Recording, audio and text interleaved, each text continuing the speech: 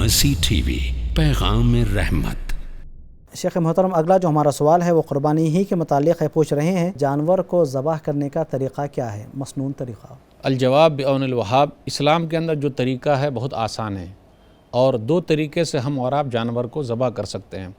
اونٹ کو اگر ذبح کرنا ہے تو اس کو نہر کہتے ہیں، اور اس سلسلے میں یہ ہے کہ اونٹ کھڑا ہی رہے گا اور اسے 3 ٹانگوں پر کھڑا رکھنا ہے، اس کو قبلہ رخ کی طرف کر دینا ہے، اور اگلے بائیں ٹانگ اور ان کے باندھ دینا ہے، ان کے اگلے بائیں ٹانگ کو باندھ دینا ہے، اور 3 ٹانگوں پر وہ کھڑا رہے گا۔ بسم اللہ، اللہ اکبر کیجئے، اور اس کے بعد اس کے سینے اور گردن کی جڑ کے درمیان والی جو گڑھا نما جگہ ہے وہاں پر نیزہ مارنا ہے، وہاں پر چھری مارنا ہے، تیز دھار سے رگ کو کاٹ دینا ہے۔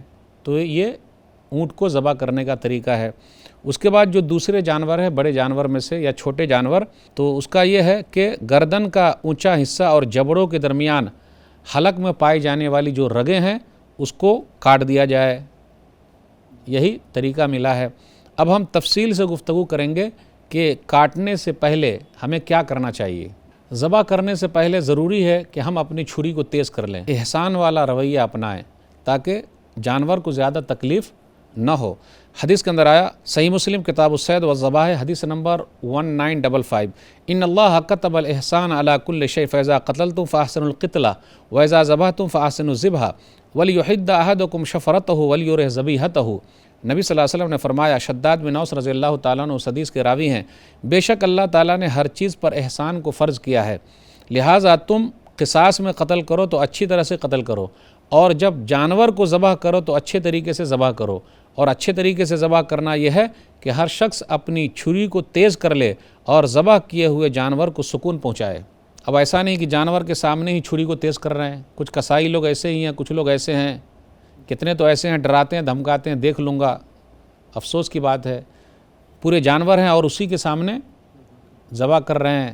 الگ لے جا کے ذبح کرنا ہے، یعنی دوسرے جانوروں کے سامنے ذبح نہیں کرنا ہے، الگ سے لے جا کے ذبح کرنا، اور سامنے بھی چھری نہیں تیز کرنا ہے۔ اب غور کریں، صحیح الجامع حدیث نمبر 93،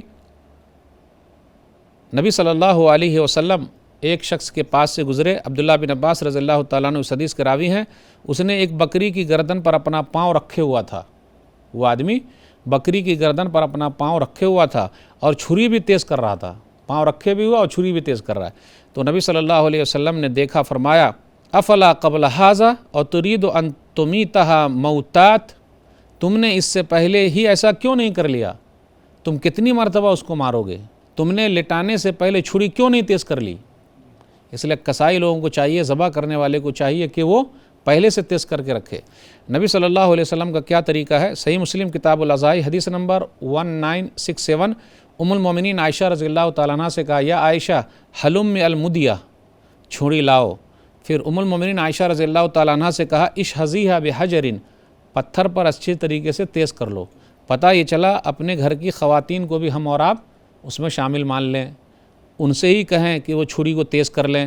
آدمی کو چاہیے کہ وہ خود قربانی کرے، نبی صلی اللہ علیہ وسلم نے خود قربانی کی ہے۔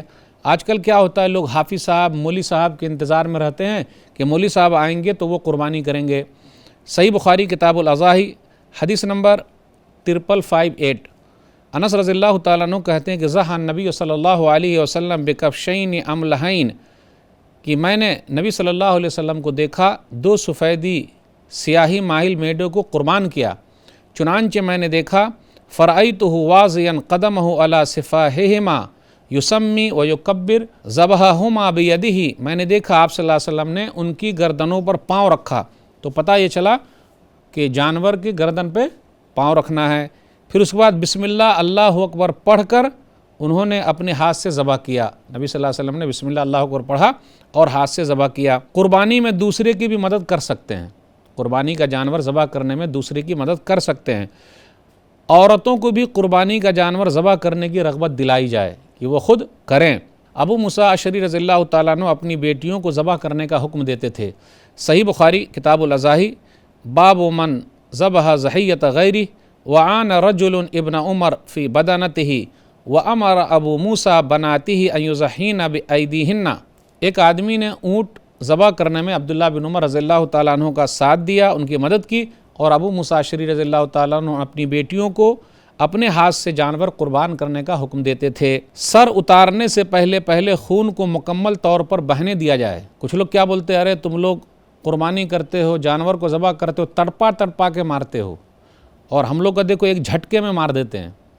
لیکن اسلام کے اندر یہ جو ذبح کرنے کا طریقہ ہے، جانور تکلیف سے تڑپتا ہے یا خون وہاں تک نہیں پہنچ رہا اس لیے تڑپ رہا ہے، اس پر غور کرنے کی ضرورت ہے۔ سر اتارنے سے پہلے خون کو مکمل طور پر بہنے دیا جائے۔ خون کی بیشتر مقدار نکلنے کی وجہ سے خون میں جراثیم آ جاتے ہیں، بیکٹیریا آ جاتے ہیں۔ حرام مغز کو نہیں کاٹنا چاہیے، یعنی گردن پوری نہیں اتارنا ہے، کیونکہ دل کو جانے والی جو پٹی ہے وہ نقصان پہنچ سکتی ہے، اور یوں دل کی دھڑکن تو اور اس طریقے سے دل کی دھڑکن بند ہونے کی وجہ سے خون مختلف نالیوں میں جمع کا جمع رہ جائے گا۔ خون جو ہے وہ نس میں جمے رہنے کی وجہ سے، مختلف نالیوں میں جمے رہنے کی وجہ سے جم جائے گا، اور پورا خون یہاں سے نہیں باہر ہوگا۔ اس لیے ایک ہی بار میں گردن الگ کر دینے سے خون مختلف نالیوں میں جم کے رہ جاتا ہے۔